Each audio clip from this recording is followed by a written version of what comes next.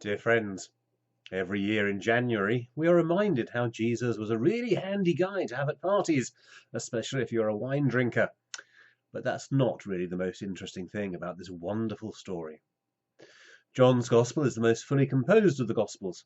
In some ways, it's best understood as an extended meditation upon the meaning of Jesus, written by someone who knew him, but who had spent 50 years after the resurrection reflecting on who Jesus was, what he meant, and what he accomplished. So the story told by John is different to that told by the other three, and the other three are called the Synoptic Gospels for this very reason, that those three, despite sometimes significant differences, are all essentially telling the historical story, so they see things from the same perspective, and that's what the word synoptic means, synoptic. John is doing something different. He assumes we are already familiar with the historical story that the other three tell. I've always thought it was Mark's Gospel that John had in front of him, but I came across an intriguing argument that it was actually Luke's Gospel quite recently. I won't get into that now, but I promise to come back to it next time I'm preaching about the raising of Lazarus. So in this story of the wedding in Cana, we have an event that is often called a miracle.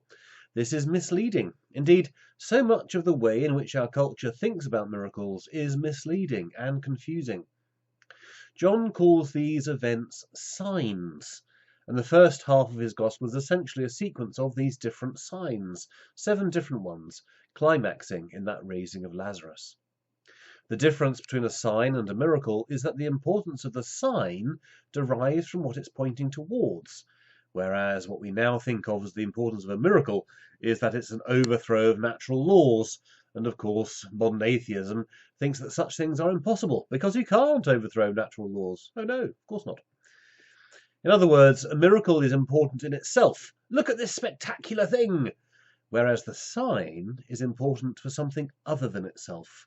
Look at what it's pointing towards. Which brings us back to John's purpose with his book of signs. He's telling these stories in order to get us to understand who Jesus is. He has told us in the beginning prologue of the Gospel who Jesus is. He's the Word of God in human form. But now he's showing us what that means. These wonderful events are important because they reveal Jesus' identity. This is the Word of God, and therefore this is what God is like. And what is God like? He is someone who wants us to celebrate the feast. So John draws together historic imagery of Israel as a vine planted in the land by God, as a bride of God, of a land flowing with milk and honey and wine, and weaves them together into this presentation of Jesus. We don't just know about Jesus in some abstract way, the Word of God through whom all things were created. We know him through what he does. The living Word is a force of astonishing generosity and abundant life, who cannot be contained in vessels made by human hands, whose bounty is magnificent. In later signs, we discover that this immensely creative force heals all that afflicts human life, has authority over the natural world, and even exercises control over death itself. That's Lazarus again. Signs and wonders. This story from Cana is not about who qualifies as the best party guest. It's about who Jesus is, his character, his nature, his love for us.